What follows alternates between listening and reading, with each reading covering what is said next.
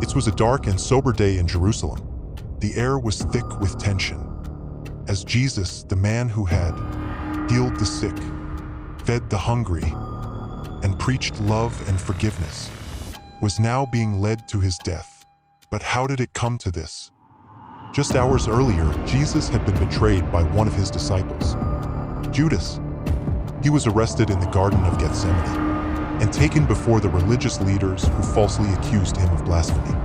The Roman governor, Pontius Pilate, found no fault in him. Yet, pressured by the crowd, he sentenced Jesus to death by crucifixion. Weakened from being beaten and mocked, Jesus was forced to carry his own cross through the streets of Jerusalem. The crowd watched, some in sorrow, others in anger. As he stumbled under the heavy load, a man named Simon Cyrene was pulled from the crowd to help. Finally, they arrived at Golgotha, the place of skull.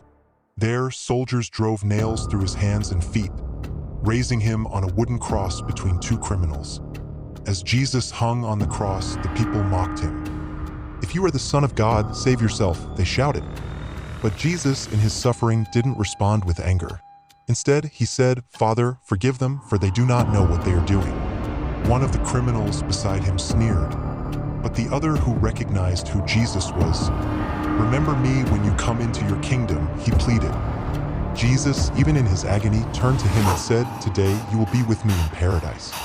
Then, at noon, something unexplainable happened. The sky turned dark. For 3 hours, darkness covered the land. And then Jesus cried out, "It is finished." With his last breath, he surrendered his spirit. At that moment, the earth shook, rocks split, and the heavy curtain in the temple was torn in two, signifying that through Jesus' sacrifice, the way to God was now open for all. A Roman centurion, witnessing everything, whispered in awe, "Surely, this man was the Son of God." Jesus' body was taken down and placed in a tomb. The crucifixion of Jesus is a story of love, sacrifice, and redemption. He willingly gave his life so that we might be forgiven. His story doesn't end in death. It leads to hope, resurrection, and new life. What does his sacrifice mean to you? If you found this story moving, share it with others, and let's keep his message alive. Please click on the subscribe button.